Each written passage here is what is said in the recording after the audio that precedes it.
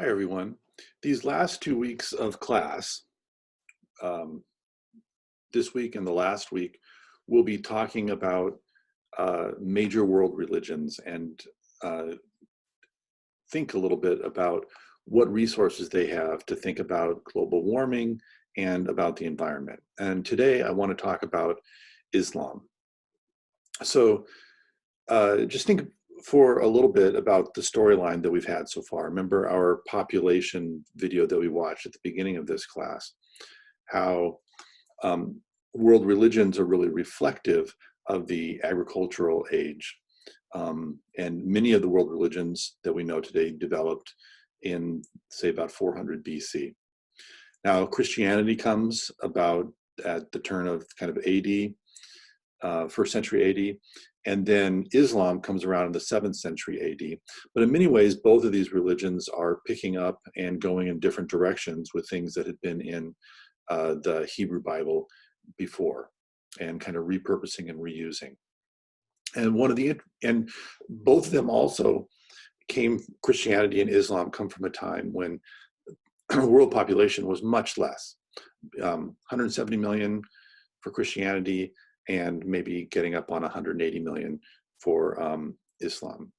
And that's a significantly different way of seeing the world and understanding the human place in it when you've got 180 million people spread all around the globe versus well over 7 billion in our own time. And so I think that leads to a question, and this is what the take-home essay is going to be about. What does religion have to contribute to climate change and to stopping climate change? Is it something that we should kind of leave behind as a product of the agricultural age?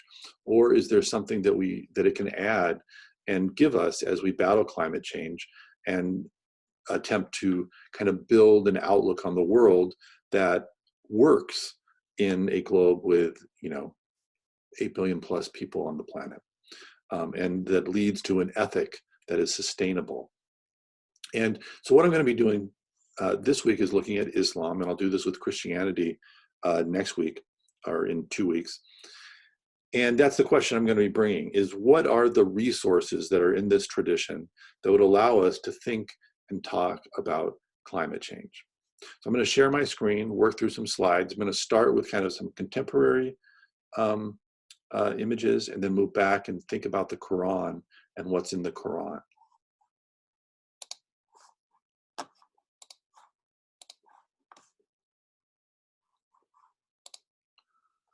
Okay, so this is coming from a trip I made to Indonesia some years ago.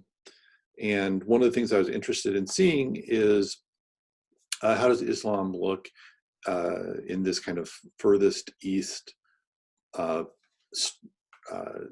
stretch of the religion. And I was surprised by what I found and really enjoyed Indonesian culture.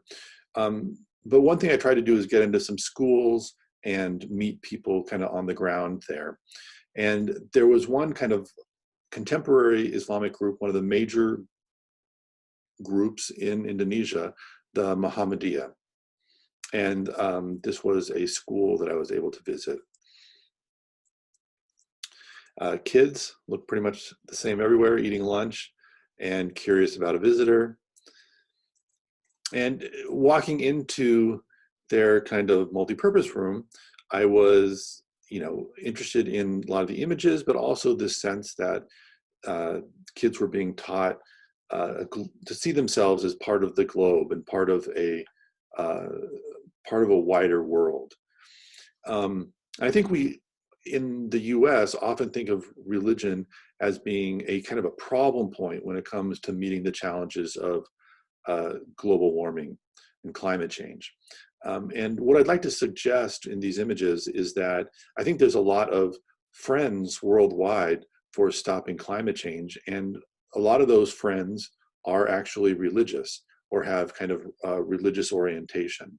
And we are often kind of scared off from thinking in that way because of the unfortunate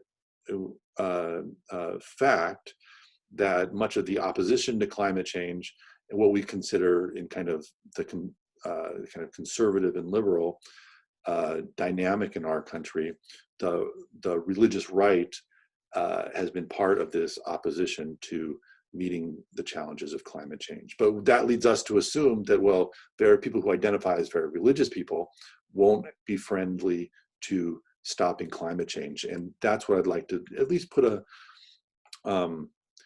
question mark in your mind, that maybe there are friends that we can make around the world related to, that come from well-established religious traditions. Now, here was the mural on the wall in this multi-purpose room.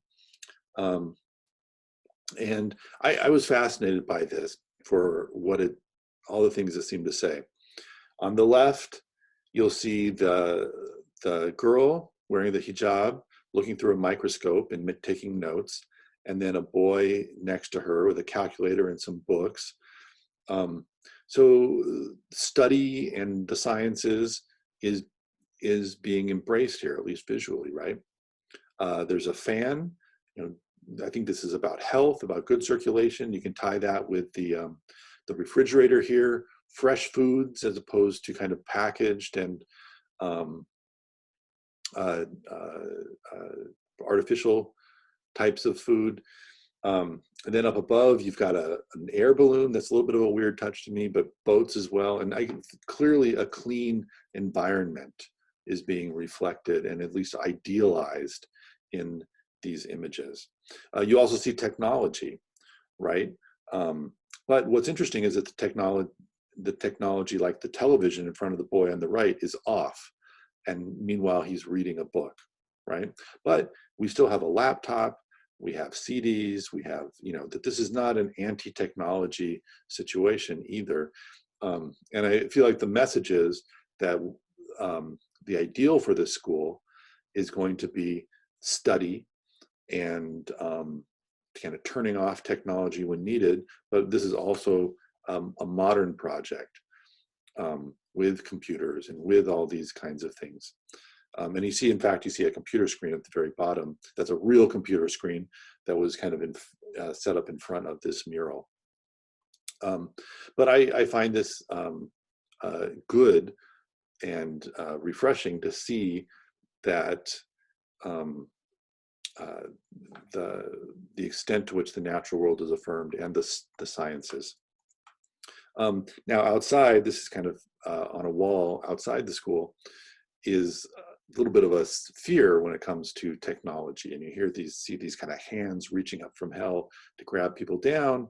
And a lot of what's causing this fear is even several years back, is these social media platforms, the Facebook, Twitter, Skype, Apple, Gmail, YouTube.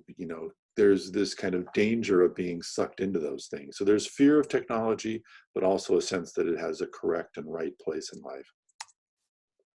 Now, here's the school itself, kind of walking inside. And then you'll note it's kind of this Go Green sign here. And then these signs, a lot of environmental friendly signs all around. This one is Stop Global Warming, right? So let me just kind of underline that this is a very conservative religious group, yet at the same time, a sense of the problems that we're facing as a globe. All right, now here's that image that I already referenced it, right? A year, 81, first century AD, population 170 million. This is kind of the dawn of Christianity in this first century. Here we go to Islam, 600 years later, and we're at about 180 million, and still kind of a sparsely populated globe so far as it goes. Now, when does Islam come? Islam is going to be founded in the early 600s AD. All right, so about exactly 1400 years ago is when Islam was founded. And the founding document, the scripture related to Islam, is the Quran. And I'll say a bit about that in a second. And the prophet, the person who composed the Quran, was Muhammad. And Muhammad is going to live from 570 AD to 632 AD. You don't need to know those dates, but I would be gratified if you kind of thought about it as the early 600s AD as the founding of Islam. Now, the problem is This is our world today. And actually there's more than this, right? 7.1 billion people. How do major global religions, world religions, meet the challenges of the industrialized contemporary world? That is, new questions, new ethics. Religions are going to need to stretch themselves to be able to do this. And are they able to do that? We're going to move backwards now to the 7th century and think about the Quran. As I said, this is revelations that came through Muhammad. Here's the first, traditionally this is held to be the first revelation that Muhammad received. Read, in the name of your Lord who created. He created man from a clinging form. Read, your Lord is the most bountiful one who taught by the pen, who taught man what he did not know. But man exceeds all bounds when he thinks he is self-sufficient. Prophet, all will return to your Lord. Have you noticed the man who forbids our servant to pray? Have you noticed whether he's rightly guided or encourages true piety? Have you noticed if he denies the truth and turns away from it?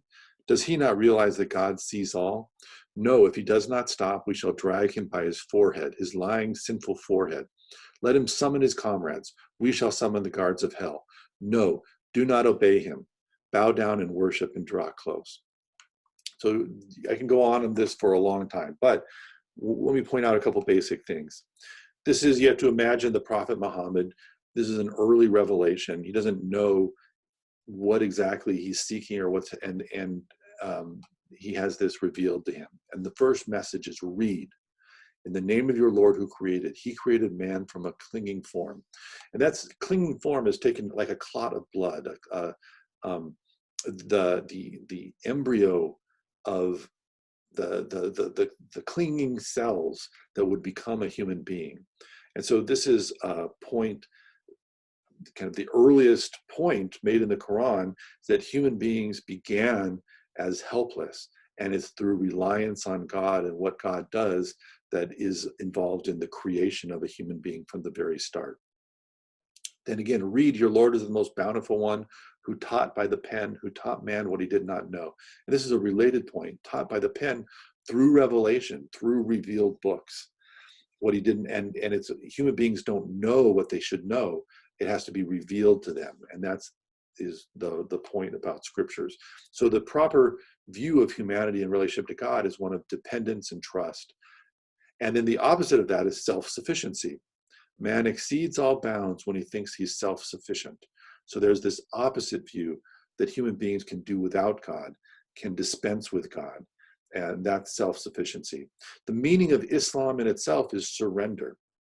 So it's a religion that you see here has a theme that's reflected immediately in the Quranic revelation, which is human beings are not the end all and deciders.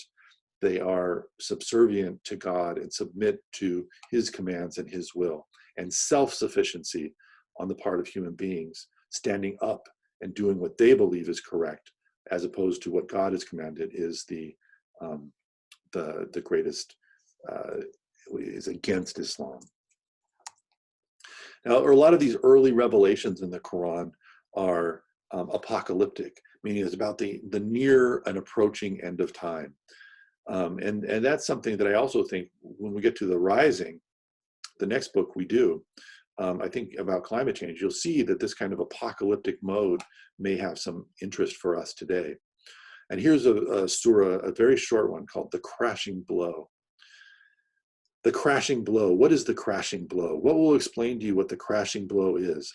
On a day when people will be like scattered moths and the mountains like tufts of wool, the one whose good deeds are heavy on the scales will have a pleasing life, but the one whose good deeds are light will have the bottomless pit for his home. What will explain to you what that is? A blazing fire.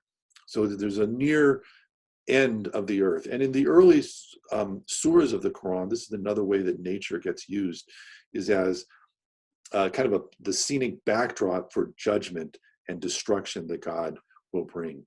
I love this line, people will be like scattered moths and mountains like tufts of wool. In other words, what seems out there so solid and steady will be made into something very unsolid and unsteady. And, I think, like I said, that's something that we are needing to get more used to, is that the world, the climate, so many things that felt like they're stable are feeling like they're unstable. And so maybe there's this something that we can learn about these messages of judgment and um, quick change that's threatened if people don't learn to curb their self-sufficiency. Now, things go on, and there's all kinds of surahs that fill up into become the Quran. And I don't have time to go into all these things, but I just want to talk about that nature is kind of a go-to theme in the Quran. One surah that I particularly like is called the Bee. And here's its beginning. And so I'm going to kind of talk you through several of these passages, not the whole surah, which is what I would do normally as we'd read this surah, but give you kind of an overview of where the natural themes are. God's judgment is coming, so do not ask to bring it on sooner. Glory be to him. This is that message I just talked about, right? God's judgment. God's going to come and change this world. He is far above anything they join with him. He sends down angels with inspiration at his command to whichever of his servants he chooses to give his warning. There is no God but me, so beware of me. He created the heavens and earth for a true purpose. He's far above whatever they join with him. He created man from a drop of fluid, and yet man openly challenges him. And livestock, he created them too. You derive warmth and other benefits from them. You get food from them. You find beauty in them when you bring them home to rest and when you drive them out to pasture. They carry your loads to lands you yourselves could not reach without great hardship. Truly, your Lord is kind and merciful. Horses, mules, and donkeys for you to ride and use for show, and other things you know nothing about. God points out the right path. For some paths lead the wrong way. If he wished, he could guide you all. Okay, so this begins with this sense of God's judgment is coming and a warning to pay heed to God and not to follow their kind of a polytheistic world that he's warning with many gods, but follow the true God. But then Muhammad comes back to why they should pay attention to this God and what he has done for human beings. And we get him reiterating this point that comes up all the time in the Quran. He created man from a drop of fluid. It's a basic argument for dependence, right? That humans don't create themselves. Humans are created, and that's a miracle, and that's something that should point people towards reliance on God. But then he goes to a second point, livestock. All these animals that help us and carry loads and do things for us, help us reach lands we couldn't reach without them. That there's a sense in which the world is a wonderful, good place, and that is not our doing, obviously, but God's, and that we should respond to God as a result of that goodness. Here's another passage that comes shortly later. It's God, who sends down water for you from the sky, from which comes a drink for you, and the shrubs that you feed to your animals. With it he grows for you grain, olives, palms, vines, all kinds of other crops. There truly is a sign in this for those who reflect. By his command he has made the night and day, the sun and moon and stars, all of benefit to you. There truly are signs in this for those who use their reason. He's made of benefit to you the many-colored things he has multiplied on the earth. There truly are signs in this for those who take it to heart. It is he who made the sea of benefit to you. You eat fresh fish from it and bring out jewelry to wear. You see the ships cutting through its waves so that you may go in search of his bounty and give thanks.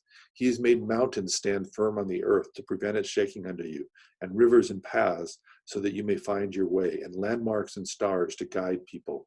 Can he who creates be compared to one who cannot create? Why do you not take heed? This is going to remind you of Genesis, right? That human beings are created in the world, but everything around human beings have been created for their benefit. And so this is building from that Genesis point of view. But where I think it continues to be interesting, and I pointed this out about Genesis as well, is a sense of the goodness of the world. Grain, olives, palms, vines, right? These are good things. Many colored things. There's things that are just beautiful. They don't serve a purpose. They're beautiful. There are signs for this, for those who take it to heart. He made the sea a benefit. There's fish. There's jewelry. I think he's thinking there of like abalone shells that can be made into kind of a shining kind of jewelry. He's made mountains and rivers. And then this point, can he who creates be compared to one who cannot create? In other words, again, this dependence, that we find ourselves in a world with a power that's greater than human beings, and our response to that should be reverence. Here's another passage. It's God who sends down water from the sky, and with it revives the earth when it is dead. There truly is a sign in this for people who listen. In livestock, too, you have a lesson. We give you a drink from the contents of their bellies, between waste matter and blood, pure milk, sweet to the drinker. From the fruits of date palms and grapes, you take sweet juice and wholesome provisions. There truly is a sign in this for people who use their reason. And your Lord inspired the bee, saying, build yourselves houses in the mountains and trees and what people construct. Then feed on all kinds of fruit and follow the ways made easy for you by your Lord. From their bellies comes a drink of different colors, in which there is healing for people. There truly is a sign in this for those who think. So again, the revelations are pointing people to the goodness of God in the natural world. And a couple of wonders are presented. For example, livestock, and think of cattle. There's milk that's in this kind of system of stomachs, right? And there was a knowledge of the fact that, there's, piping for waste in the cow, and then there's blood, and then there's these stomachs which are creating the sweet milk that humans enjoy. Date palms, and then this is the thing I love, and this is where the story gets its title. Your Lord inspired the bee. It is interesting to talk about inspiring the bee. Build yourselves houses in the mountains and trees and what people construct. Then feed on all kinds of fruit and follow the ways made easy for you by your Lord. So and then they give something good to human beings, but there's a lesson in the bee for human beings to enjoy life, to construct houses, to do things that are permanent. And that, I believe, we're again told to look for the lesson, that there's something that we should mimic and copy in the lives of bees.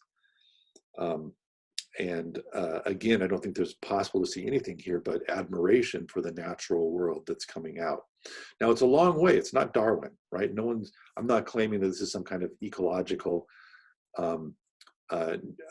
proto-Darwinian text or something like that. It is human beings who are at the center of this view of the world, but it's also one where we're asked to check our self-sufficiency, and also to use the natural world as guideposts for how we should live and act. There's also some limits as far as what we can eat. So this is kind of a simplified set of food laws in comparison to what's in the Hebrew Bible. So eat of the good and lawful things God has provided for you. Be thankful for his blessings, if it is him that you worship. He has forbidden you only these things: carrion, blood, pig's meat, and animals over which any name other than God's has been invoked. But if anyone is forced by hunger, not desiring it, nor exceeding their immediate need, God's forgiving and merciful. So there is a sense also of legal limitations into what can be taken and consumed from the natural world. And this is kind of comes out these are halal regulations, which is somewhat more simple than kosher in the Jewish tradition. All right. So let me just kind of come back to this picture of human population growth. Here we are at the kind of in the industrial age. And the question is, to what extent can sustainability and an ethic of sustainability be crafted from these traditions of world religion? And I think that's a really deep and important question for us to be asking.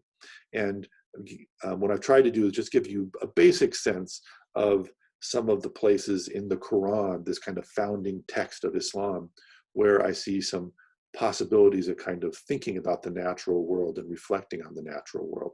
Maybe that's not enough in your opinion. And then I've also showed you here in Indonesia a sense that contemporary Islamic movements and conservative ones at that, are friendly towards thinking about global climate change. Okay, that said, I will post this and I will talk to you all soon. Have a good week.